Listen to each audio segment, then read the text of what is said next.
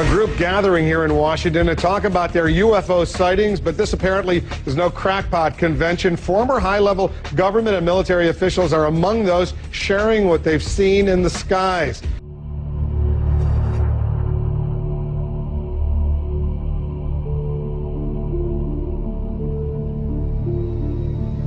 Now, a group of scientists, former Air Force and FAA officials, is lending its voice to the argument that we are not alone. Dr. Stephen Greer heads up the Disclosure Project, a group that compiles information from people who say they've encountered extraterrestrial forms of life. We can establish through this testimony that these objects of extraterrestrial origin have been tracked on radar going thousands of miles per hour, stopping and making right-hand turns. Since 1993, Dr. Greer says he has videotaped testimony.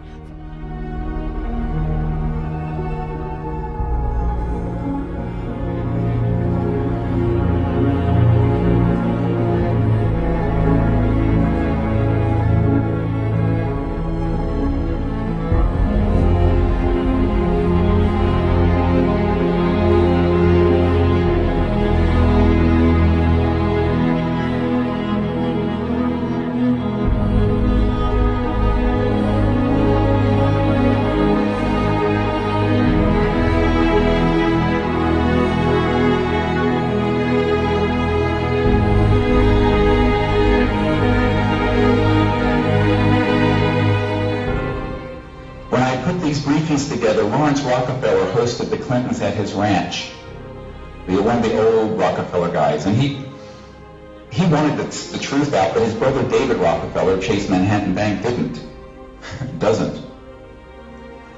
And Lawrence was the philosopher of the family. He went to Princeton with McDonald, old man McDonald of McDonnell Douglas Aerospace. And Lawrence really did want to get this fixed, but he got surrounded by people from the CIA that took all of his money and flushed it down the toilet. But when he was hosting the Clintons at his ranch, and he was going through all these materials that we had put together, Hillary Clinton stood up and said, "Stop. We don't want to hear any more. This is too dangerous." And that was the end of that. So by 1998, I had concluded that neither the Congress nor the President nor the United Nations, and I had met with the Boutros-Ghali family, the UN Secretary General, were going to stick their necks out on this. It was too hot to handle. Therefore, we did the Disclosure Project.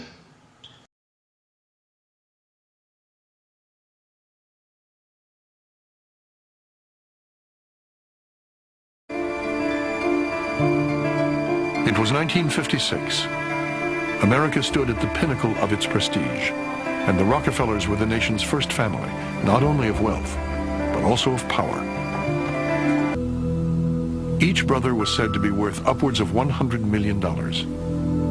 But more important than their wealth, Fortune argued, was the vast social empire which the brothers commanded. From their headquarters in Midtown Manhattan, their influence reached into every sphere.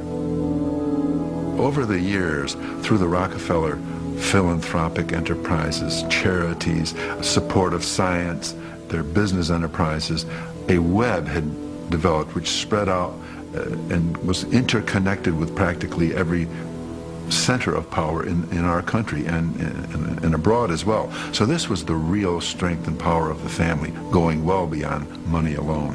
John D. III continued to run the family philanthropies, but was emerging from his father's shadow through his work in population control and U.S.-Asia relations.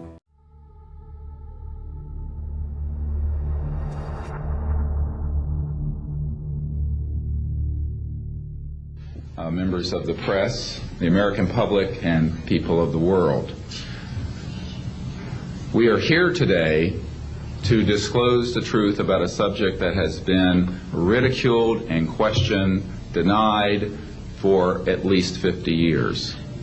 The men and women who are on this stage and the some 350 additional military intelligence witnesses to the so-called UFO matter and extraterrestrial intelligence can prove and will prove that we are not alone. In 1993, a group of military advisors to this project and I met out in the countryside in Virginia, and we decided that it was time for civilians, military, intelligence, and other people to come together to disclose the truth about the subject which is called UFOs. Since that time, I have personally briefed a sitting Director of Central Intelligence, James Woolsey, President Clinton's first CI director. I have personally briefed the head of the Defense Intelligence Agency, the head of Intelligence Joint Staff, members of the Senate Intelligence Committee, many members of Congress, members of the European leadership, the Japanese cabinet, and others.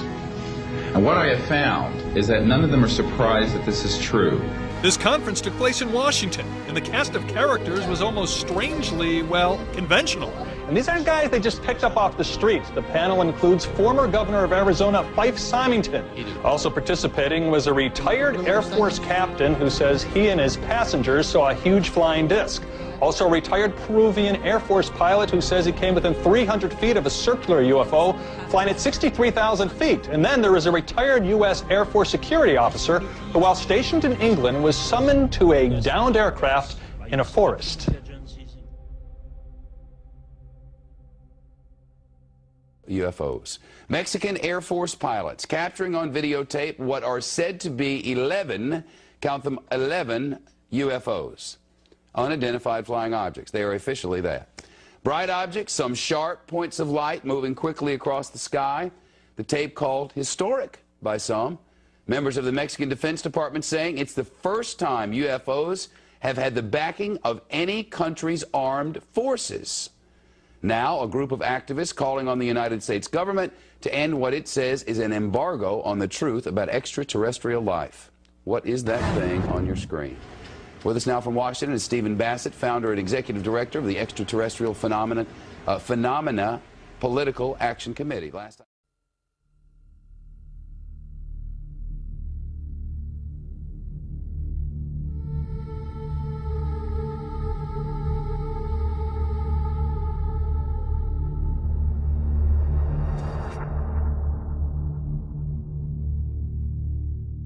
And telling it it's wrong on an issue of enormous importance when it says otherwise.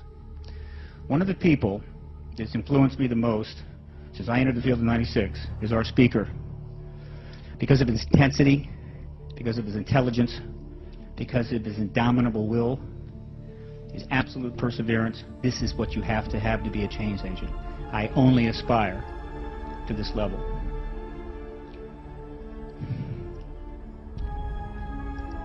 It's critical in times like these, and they don't come along very often, that change agents have got to have the support of the public. And in the modern world, with all the tools we have, it's never been easier to do that. One way you support is to come and listen. I really appreciate that you have.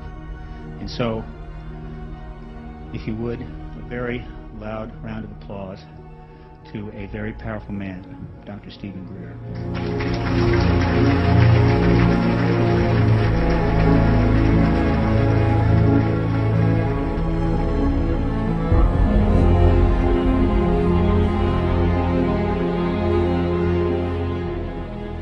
And the Press Club has been extremely helpful because they have opened their facilities to this issue. I'm a member now. That doesn't really matter.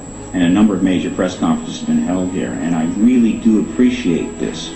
This Press Club does truly represent, I think, the fundamental essence of journalism.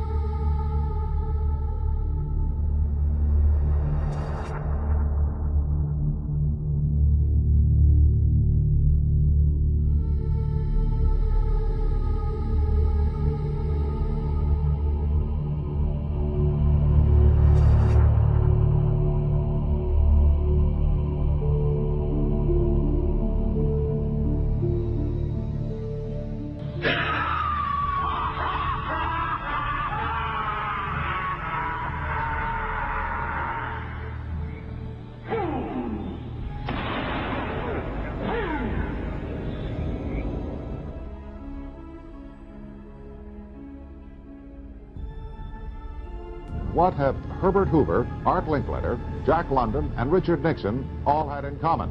Well, they've all been members of the exclusive all-male Bohemian Club.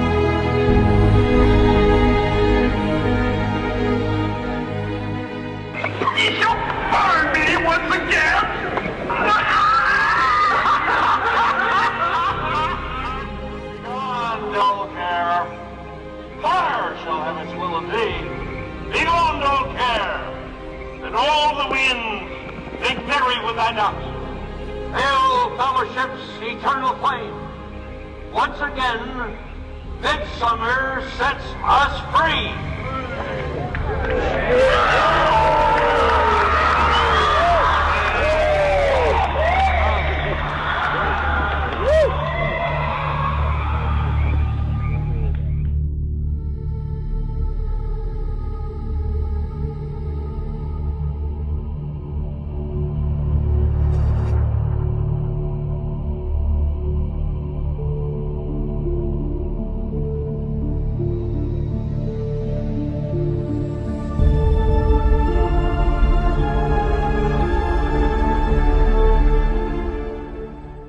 When I put these briefings together, Lawrence Rockefeller hosted the Clintons at his ranch.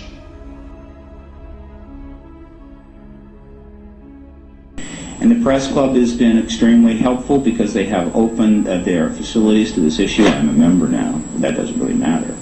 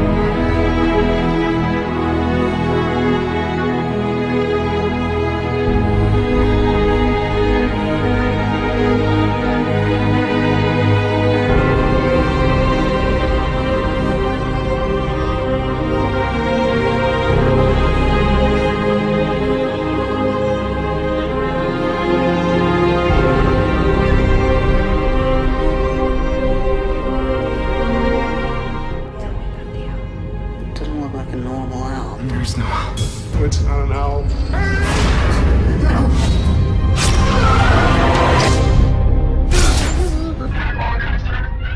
That voice is speaking Sumerian, the oldest language in human history. You can go into any Sumerian exhibit and see etchings and sculptures of men in spacesuits and oxygen masks, rockets that look like Apollo.